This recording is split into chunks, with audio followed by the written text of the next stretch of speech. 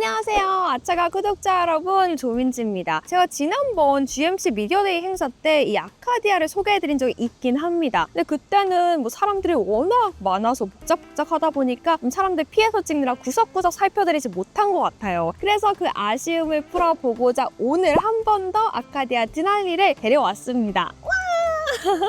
딱 봤을 때 진짜 어마어마하게 크고 웅장하다라는 느낌이 들죠. 이 대륙을 횡단해도 끄떡이 없을 것 같은 GMC가 한국에 드디어 프리미엄 괴물급 SUV를 내놓은 게 바로 아카디아 드날리입니다. 가격이 6월 30일부로 개별 소비세 인하 정책이 만료가 되면서 9,128만 원이라고 하는데요.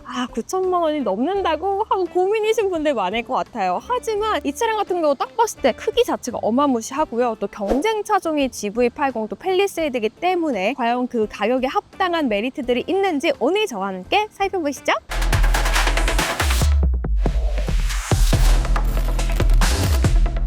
여러분, 제가 이렇게 팔을 옆에 놔도 될 정도로 이 보닛의 높이가 어마어마합니다. 이 차량 자체가 딱 주는 게 와, 너무 크다, 좀 멧돼지 같다라는 인상도 들더라고요. 이 블랙 하이그로시의 라디에이터 그릴과 또 에어 인테이크까지 나 내연기관차야, 존재감을 뿜뿜 내는 듯한 모양새고요. GMC에 큼지막하게 이렇게 로고가 들어간 것도 존재감과 강인한 인상을 확실하게 더해주는 포인트라고 생각이 듭니다. 그리고 여기가 이렇게 C자형이에요. DRL과 방향지 시승이 모두 이렇게 C자형으로 거대하면서도 시각적으로 좀 일체감을 주는 형태로 들어가 있습니다. 전반적인 인상은 좀 미국차 같다? 멧돼지 같다?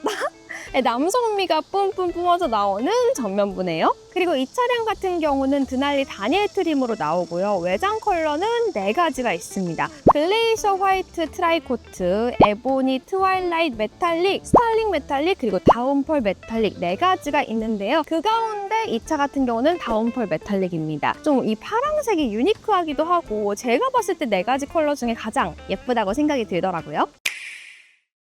여러분, 제가 측면부로 왔는데요. 옆을 보니까 더 크기가 체감이 되지 않으시나요? 전장 같은 경우는 5m 10이 넘고요. 휠베이스도 3m가 넘습니다. 그러니까 안에가 대충 엄청 넓겠구나, 쾌적하겠구나를 상상하실 수가 있는데요. 거대한 차체를 지탱하는 이 신발 같은 경우 휠도 되게 커 보이죠. 앞뒤만 해도 275mm가 넘는다고 하고요. 22인치의 콘티넨탈 프리미엄급 휠이 들어가 있습니다. 저는 이렇게 휠 볼트 박혀 있는 것도 굉장히 뭔가 픽업 차량 같은 느낌? 딱 그 픽업 차량의 명가라는 걸 확실하게 나타내주는 듯한 휠 볼트도 확인해 볼 수가 있습니다. 그리고 조금 센스 있는 게 언락 버튼이 2열에도 들어가 있다고 해요. 차체가 다 파란색으로 좀 통일감 있게 있다 보니까 조금 밋밋할 수 있는데 이렇게 드날리어 들어가 있는 로고가 예쁜 포인트가 되는 것 같습니다. 전반적으로 전면부랑 비슷하게 와, 차가 크다라는 인상이 가장 먼저 드는 측면부네요. 여러분, 후면부로 와봤는데요. 저는 가장 눈에 띄는 건 여기 드날리라고 들어간 로고 같아요. 보통은 여기 차 브랜드 이름이 들어가는데 차 브랜드가 오히려 여기 들어가 있고 이 트림이 여기 들어가 있다는 것 자체가 얼마나 이 차가 프리미엄 트림인지를 좀 강조해주는 듯한 느낌이 듭니다. 나 드날리 트림이야 라고 말하고 있는 듯한 기분이 들고요. 딱 뒷모습을 봤을 때도 되게 널찍하잖아요. 그래서 마찬가지로 강인하고 좀 남성적인 인상을 주는 것 같고, 무엇보다 눈에 띄는 건 여기 머플러 팁인 것 같아요. 근데 요새는 좀 가짜들도 많이 들어가는데 이건 진짜라고 해요. 진짜로 듀얼 트윈 쿼드 머플러가 들어가 있어서 실제로 달릴 때 연기를 뿜뿜 아주 뿜어낸다고 합니다. 굉장히 남성적이지 않나요? 여기도 소문자 작은 테일램프가 들어가 있습니다. 한번 또 불이 들어오나 봐볼게요. 근데 노란색이 아니라 붉은색으로 들어오는 것도 굉장히 미국차스러운 느낌이 들어요. 귀엽다. 한번 트렁크도 열어볼게요. 트렁크가 600리터까지 실을 수 있다고 알고 있거든요. 키에 여기 2번 누르라고 적혀 있거든요. 위로 이렇게 열리니까 이 공간이 확실히 확보가 많이 되어 있어야 될 것 같고 2열하고 3열이 그 폴딩이 안 된 상태에서는 이 정도의 공간감이긴 하지만 여기 버튼이 있어요. 버튼 누르면 다 폴딩이 자동으로 된다고 합니다. 우와! 보이시나요? 바로 이렇게 접히네. 6대4로 접히는데 이렇게 바로 평평하게 접혀요. 그러다 보니까 차박을 하기도 너무 좋을 것 같고요. 캠핑 갔을 때도 유용할 것 같습니다. 그리고 2열까지도 폴딩이 되기 때문에 공간을 사용하는 데는 정말 이만큼 충분하게 나올 수 있나 싶을 정도로 진짜 넓은 것 같아요. 그리고 아래도 히든 공간이 있습니다. 여기 히든 공간까지 있기 때문에 진짜 뭔가를 싣고 다니기에는 충분한 공간감이고 적재 공간이라는 생각이 드네요. 와, 여러분 진짜 편하다. 이거 굳이 손으로 막 앞에서 조작할 필요 없이, 또 덥잖아요, 여름에. 땀 흘리지 않고 바로 전동으로 이렇게 필 수 있는 게 진짜 큰 장점인 것 같고요. 2열 같은 경우는 접히는 것까지는 가능합니다. 보이시나요? 근데 세우려면은 가서 세워야 되긴 하는데 이 정도만 돼도 충분하죠. 이렇게 널찍하고 또 편리한 트렁크 공간까지 확인을 해봤습니다. 좋아요, 구독!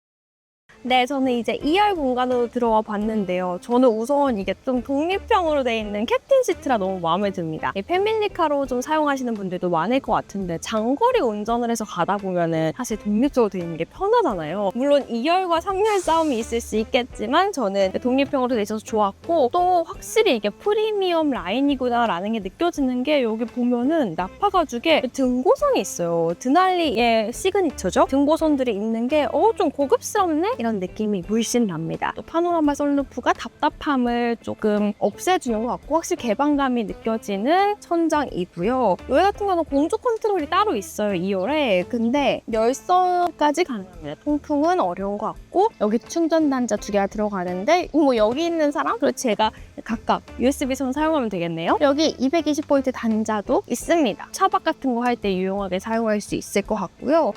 등받이나 리클라이닝은 다 독립 시트다 보니까 이 정도까지 되면 괜찮다. 근데 사실 이 가격이 얼마다? 9천만 원이 넘죠. 근데 수동인 점은 조금 아쉽긴 합니다. 3열 같은 경우도 그냥 구색 맞추기로 있는 게 아니라 여기 보면 중앙 터널이 없잖아요. 그래가지고 이동할 때도 편하고 등받이가 거의 직각이기 때문에 레그룸이 확실히 확보가 된 3열입니다. 여기 이동할 때도 여기 중앙이 낮아가지고 그리고 괜찮아요. 생각보다 레그룸도. 그리고 가운데 앉아도 여기 제일 막내가 앉겠죠? 전 이제 막내는 아마 아닐 것 같아가지고 여기 안 앉을 것 같은데 여기는 특히나 괜찮아요. 뭐야?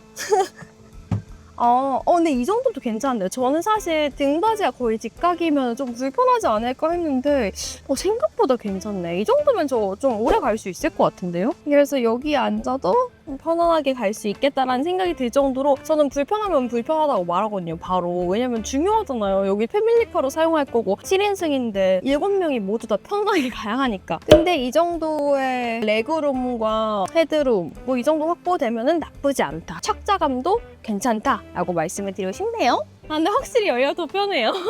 확실히 여기가 편하긴 한데 그래도 3열 공간도 나쁘지 않고 조명도 이렇게 들어가 있습니다. 성풍구가 각각 양옆에 위치해 있고요. 나쁘지 않은 편한 정도의 2열입니다. 그리고 여기 스피커가 있어서 음악을 틀면은 또 다 같이 즐기면서 갈 수 있을 것 같네요. 여러분 이제 1열 공간으로 들어와 봤는데요. 인테리어는 2열과 마찬가지로 이 우드랜드 마호가니 딱 한 가지만 한국에서는 내장 컬러가 가능하다고 해요. 하지만 저는 다른 거 없나? 라고 옵션을 굳이 찾아보지 않아도 될 정도로 좀 만족스러운 인테리어입니다. 여기 드날리 등고선 같은 게 여기도 들어가 있거든요. 이런 포인트들이 좀 고급스러움을 한 스푼 더해주는 그런 인테리어고요. 그리고 기어 노브가 이제 칼럼식으로 들어가 있어요. 그래서 확실히 여기 공간감이 충분해졌습니다.